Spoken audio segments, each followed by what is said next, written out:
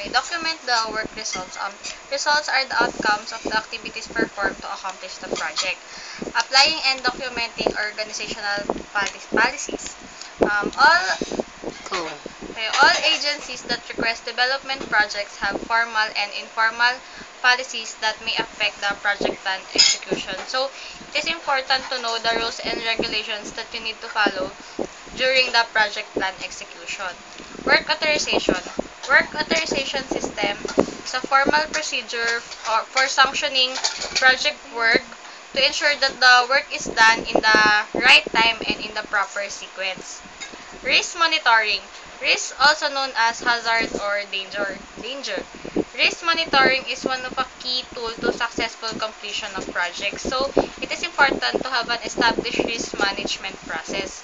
So, the key element to this process is to create a central repository for risk information and associate documentation of risk and resolution strategies.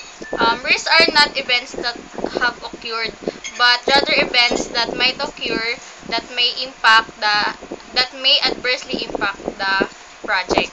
That's all.